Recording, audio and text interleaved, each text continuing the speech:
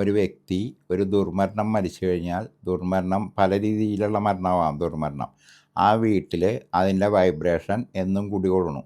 ആ വീട്ടിലേക്ക് സൈക്കിക് ഉള്ള ഒരാൾ ചെല്ലുകയാണെങ്കിൽ ആ സൈക്കിക്കായിട്ടുള്ള വ്യക്തിയുടെ മനസ്സിലേക്ക് ഈ മരിച്ചുപോയ ആളുടെ സോളിൻ്റെ വൈബ്രേഷൻ ട്യൂൺ ചെയ്യണം.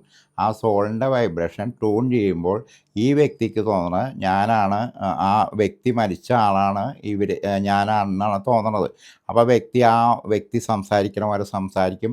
പല രീതിയിലുള്ള ഇതും അവർ കാണിക്കുന്നുണ്ട്.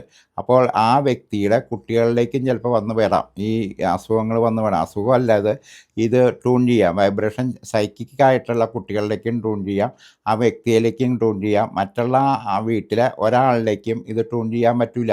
അപ്പോൾ ഈ വ്യക്തി അതേ രീതി കാണിക്കുകയും പല സമയത്ത് അതേപോലെ പ്രവർത്തിക്കുകയും അങ്ങനത്തെ രീതിക്ക് പെരുമാറുകയും ചെയ്യുന്നു. അവർക്ക് അപ്പോൾ ജോലി എടുക്കാൻ പോകാൻ പറ്റില്ല, ഒരു ഇതിനും പോകാൻ പറ്റില്ല. അങ്ങനത്തെ ഒരു രീതിയിലേക്ക് അവരെത്തിപ്പെടുന്നു. അപ്പോൾ അവർ സൈക്കാട്രി പ്രോബ്ലമായിട്ടാണ് അവർ കണക്കാക്കണേ. പലരും അതിനെക്കുറിച്ച് കണക്കാക്കണേ. പക്ഷേ അതല്ല അവിടെ സംഭവിക്കണേ. ഇതിനെ കാണുകയാണ്, മരിച്ചുപോയ ആത്മാവിനെ, അതായത് ഈ സോളിനെ കാണുകയാണ് ഈ വ്യക്തി.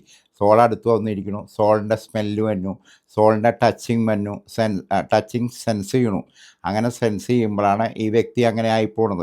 ഈ വ്യക്തിക്കും മരിക്കണമെന്നുള്ള ടെൻഡൻസി വന്നു. എങ്ങനെയായാലും എനിക്കും മരിക്കണം, എനിക്കും അതേപോലെ തന്നെ മരിക്കണം. ഏത് രീതിയിലാണോ മരിച്ചതെന്ന് വെച്ചാൽ അതേപോലെ തന്നെ മരിക്കണമെന്ന് ഈ വ്യക്തിക്കും തോന്നൽ വരുന്നു. ആ തോന്നൽ ഈ വ്യക്തിയുടെ മനസ്സിലുള്ള കാരണം അവരുടെ മക്കളിലേക്ക്, ചില കുട്ടികളിലേക്ക് ഇതും ട്യൂൺ ചെയ്യുന്നുണ്ട്.